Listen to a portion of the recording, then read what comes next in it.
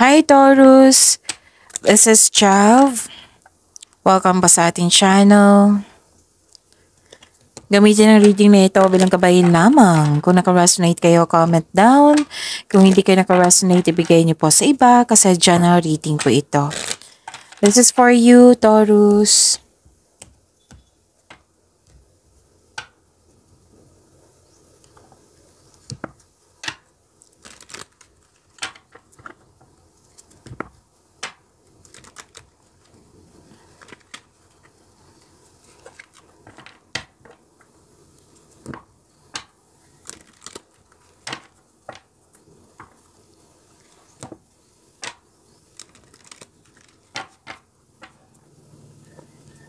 Para po ito sa iyo, Taurus.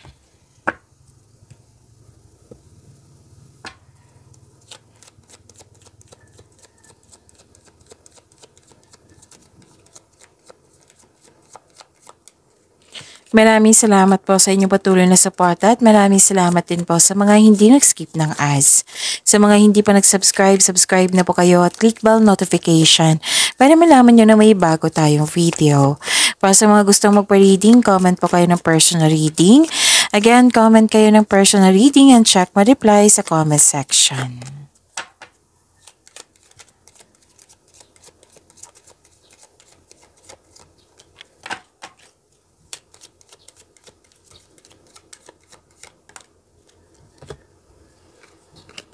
Ang ganda naman, Taurus. Oo, may parating na malaking pera sa inyo. Pwedeng cheque, pwedeng cash kasi may nakita rin ako cheque po dito. Oo, claim nyo po. Or, importanteng news or information to. Oo. At malalaman mo din yung totoong intensyon ng isang tao sa iyo.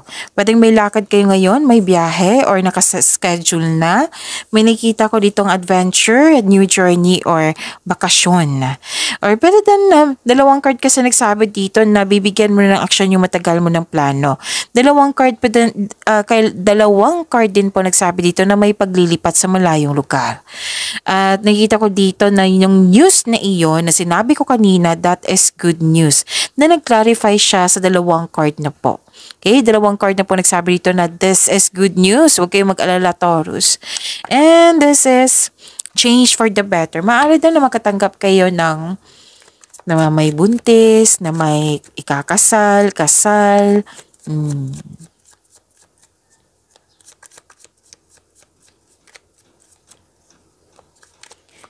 Energy po ni Taurus.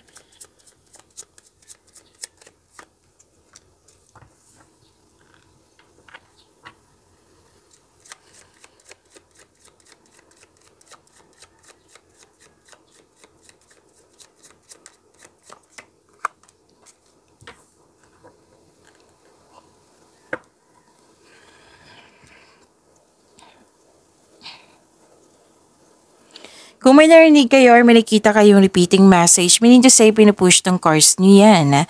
Like for example, nanood kayo sa isang video natin at dito rin. Tapos may napansin kayo, teka, nakuulit to ah. Yan po yung pinupush ng cards na kailangan yung bigyan ng atensyon, solusyon, at aksyon kung maaari po. So ano yung energy ni Taurus?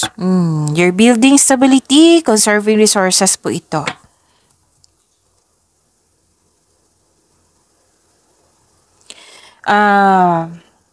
Posibleng may regalo, alok, or pamanang parating. Oo, sobrang hard worker mo dito. Vinavalue mo ang pera mo at hindi ka madamot at the same time. So this is financial stability. Marunong kang magtipid, mag-ingat sa inyong naipon. So again, you're saving money for the future or may specific goal kayo. Ang ilan nga sa inyo dito, nag-iipon dito kasi may structure kayong ipapagawa. Pwedeng bahay po ito or pwede din sa negosyo po. So you're conservative sa money at investment mo. So gusto mo magkaroon ng financial security. Kaya ang sabi ng card dito, sa pagkakaroon ng disiplina, sa pag-iingat, sa iyong naipon, pagtitipid, yayaman kayo niyan. Magkakaroon po ng financial abundance and personal growth at the same time.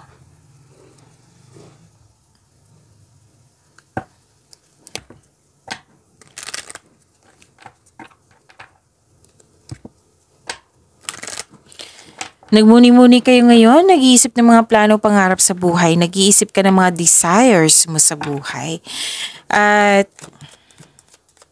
marami kayong ideas dito, oh. You're very inspired. May plano kayong dagdag investment, nag-level up kayo sa inyong relasyon or sa ano to, sa trabaho.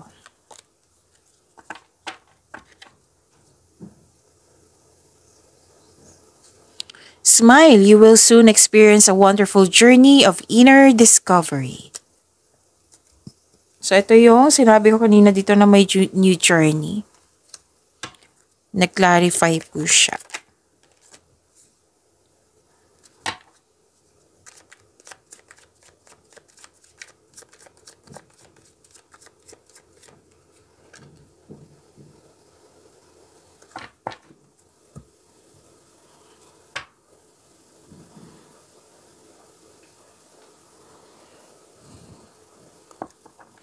Nakikita ko dito na nagkaroon ng fast action kasi nga may dumating sa inyo na binigyan mo siya ng aksyon.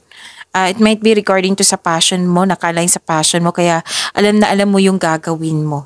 Mabilis ang umunlad ang inyong trabaho, negosyo man, kasi marunong kayo makinig sa inyong intuition. So, ito yung humahantong sa pagtaas ng kita or magdadala ito patungo sa iyong tagumpay. Kung yun ay, what I meant is marunong kayong makinig sa inyong intuition. Ito yung magdadala sa iyo patungo sa tagumpay. Yan.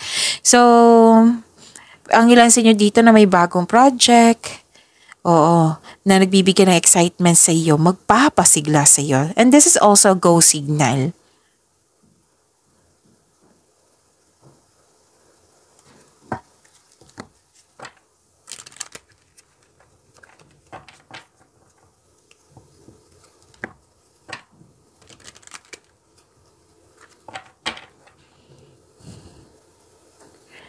Okay, so, ang ilan sa inyo dito na inip.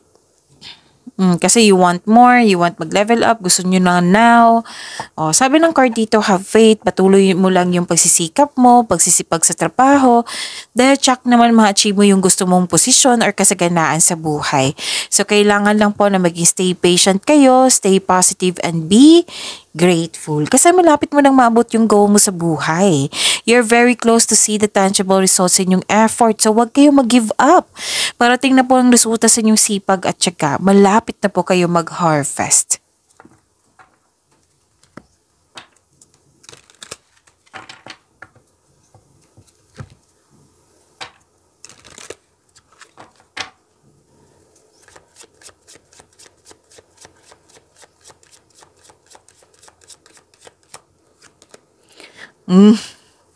Ang ganda. This is a gift.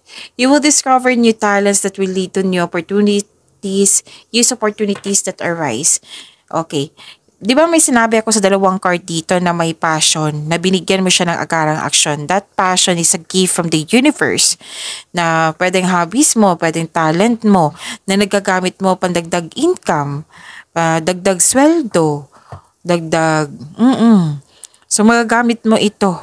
So, mag-create itong hidden talent na ito, mag-create to ng mga opportunities sa iyong buhay na makatulong to para sa iyong kaunlaran.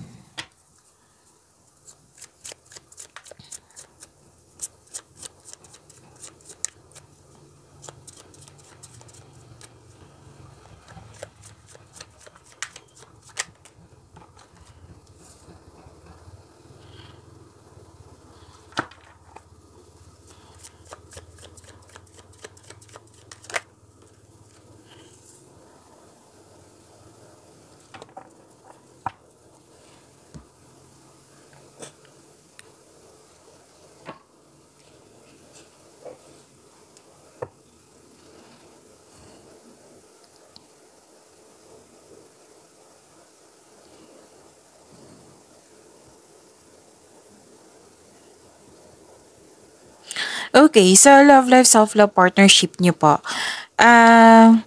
Sa mga single pa, may parating na romantic partner na papasok sa inyong buhay ngayon or parating na po ito. Ang ilan sa inyo excited dito kasi pwedeng may nag-aya sa iyo ng date or event invitation or group date ito. May ilan sa inyo mamimit mo yung partner mo via travel.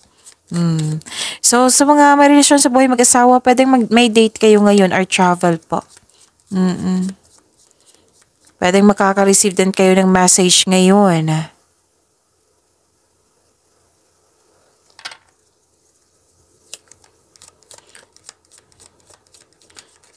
Okay. This is good. Sa mga may relasyon sa buhay mag-asawa, kayong dalawa ay matured enough na. Loyal sa isa't isa, both of you are taking an action and stability upang may palalo ang inyong relasyon. Babala lang po sa ego clashing. Tapos, dalawang card po nag-confirm dito sa mga single po na parating na talaga yung para sa iyo. It might be this is a fire signs, Aries, Leo, and Sagittarius. Okay. Close your eyes and tell yourself that you deserve to feel joyful. You can allow joy into your life regardless of the circumstances you currently find yourself in. Pagyamanin niyo po yung blessings na binigay sa inyo. Taurus, see you tomorrow. Maraming salamat po.